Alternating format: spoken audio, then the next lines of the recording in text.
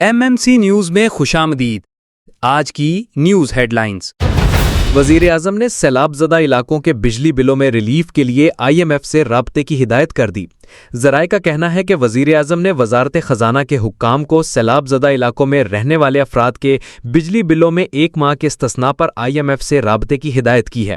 ذرائع کے مطابق وزیر اعظم نے اس موقع پر کہا کہ وزارت خزانہ اب IMF کے ساتھ اس ممکنہ ریلیف پر بات چیت کرے۔ بات چیت کا مقصد سیلاب زدہ علاقوں میں لوگوں کو فوری ریلیف دیا جا سکے۔ ذرائع نے بتایا ہے کہ شہر ہوں یا دیہات، یہ ریلیف پورے پاکستان کے سیلاب زدہ علاقوں میں دیا جائے گا۔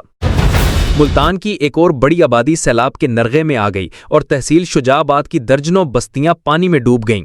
ملتان کی تحصیل شجاع آباد میں سیلاب کی تباہ کاریاں جاری ہیں اور لوگ اپنی مدد آپ کے تحت بند پر پناہ لینے پر مجبور ہیں۔ دریائے چناب نے جلال پور پیروالا میں تباہی مچانے کے بعد تحصیل شجاع آباد کا رخ کر لیا اور شجاع آباد میں گزشتہ رات دریائے چناب پر موزہ دھوندو والا کے قریب 80 فٹ چوڑا شگاف پڑا، جس کے نتیجے میں ملحقہ بستیوں میں پانی ہوتا ہوا شہر کی جانب بڑھنے لگا ہے۔ انتظامیہ کی جانب سے موزہ دھوندو بند کو مضبوط کرنے کے ساتھ ساتھ شہر کے قریب آخری بند نہر بختووا کو آلے والی پل سے لے کر بگڑے تک کے بند کو مضبوط کیا جا رہا ہے تاکہ پانی کو شہر میں داخل ہونے سے بچایا جا سکے۔ اچانک سیلابی ریلا بستیوں میں آنے سے لوگ شدید خوف و ہراس میں ہیں۔ شجاع آباد میں فلڈ بند ٹوٹنے سے موزہ دھوندو، گردیز پور، نواں شہر، خانپور قاضیاں، چھجو شاہ والا، موچی پورا، پونٹا، موزہ سومن، موزہ خیرپور، رکن ہٹی اور وینس ماڑا سمیت کئی بستیاں زیر آب آ گئیں۔ سینئر صوبائی وزیر مریم اورنگزیب اور وفاقی وزیر رانا قاسم نون سمیت تمام انتظامیہ موقع پر پہنچی اور امدادی کارروائیوں کی نگرانی کی۔ فلڈ بند کو مضبوط کرنے کا عمل بھی جاری ہے۔ دوسری طرف شجاع آباد شہر کو بچانے کے لیے آخری بند بختووا نہر کا رہ گیا، جہاں سے شہر محض 2 کلومیٹر دور ہے۔ لاہور میں PDMA پنجاب نے سیلاب کے باعث ہونے والے نقصانات کی رپورٹ جاری کر دی۔ ریلیف کمشنر کے مطابق حالیہ سیلاب میں مختلف حادثات میں 97 شہری جاں بحق ہوئے، جبکہ دریائے راوی، ستلج اور چناب میں سیلاب کے باعث 4500 سے زائد دیہات متاثر ہوئے۔ ریلیف کمشنر کی رپورٹ میں بتایا گیا ہے کہ دریائے چناب میں سیلاب کے باعث مجموعی طور پر 2334 دیہات متاثر ہوئے۔ دریائے ستلج میں سیلاب کے باعث 672 دیہات متاثر ہوئے، جبکہ دریائے راوی میں سیلاب کے باعث 1482 موضع جات متاثر ہوئے۔ ریلیف کمشنر کی رپورٹ کے مطابق سیلابی صورتحال کے باعث مجموعی طور پر 44,98,000 لوگ متاثر ہوئے۔ سیلاب میں پھنسے 24,51,000 لوگوں کو محفوظ مقامات پر منتقل کیا گیا۔ سندھ میں سیلابی ریلے کی آمد، کشمور سے نقل مکانی جاری اور دادو کے مکینوں کا علاقہ خالی کرنے سے انکار۔ پنجاب میں تباہی مچانے کے بعد سیلابی ریلا سندھ میں داخل ہو گیا، جس کے پیش نظر کچے کے علاقوں سے رہائشیوں کو محفوظ مقامات پر منتقل کیا جا رہا ہے۔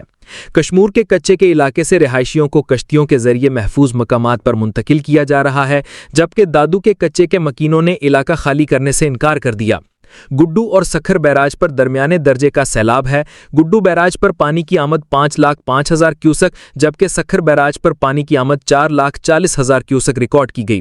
دوسری طرف وفاقی وزیر ڈاکٹر مصدق ملک نے نیشنل ڈیزاسٹر مینجمنٹ اتھارٹی میں بریفنگ دیتے ہوئے کہا کہ سیلاب کی دوسری لہر پنجنند پہنچ چکی ہے۔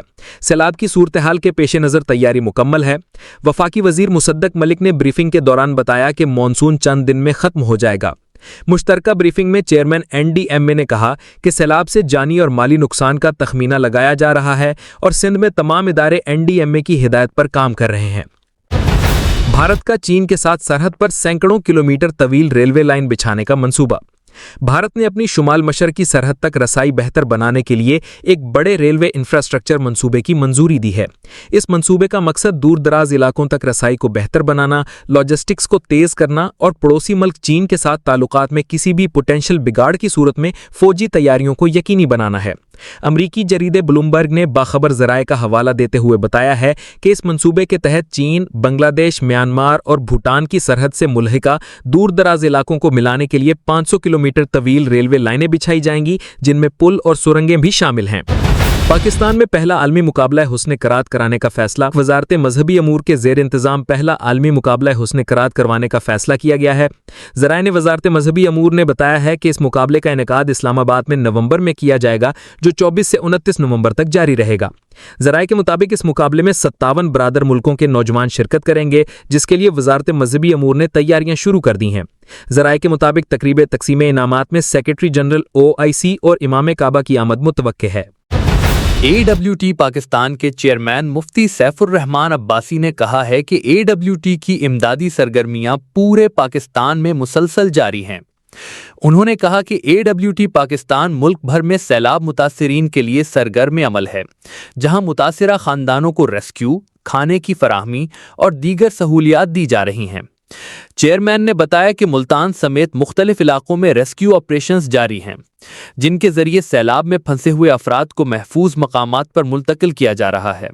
मुतासिरीन में खाना तकसीम करने के साथ साथ तिब्बी सहूलियात की फराहमी भी वक्त की अहम ज़रूरत है।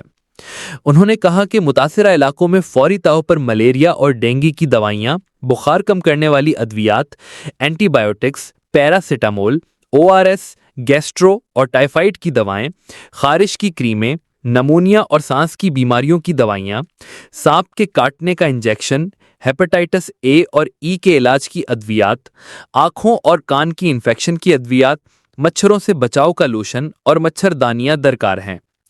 मुफ्ती सैफुर रहमान अब्बासी ने अवाम और मुखैर हजरात से अपील की कि वो बढ़ चढ़कर AWT पाकिस्तान का साथ दें और बिलखुसूस अद्वियात की फराहमी में ताउन करें, ताकि मुतासिरा भाई बहनों की जानें बचाई जा सकें।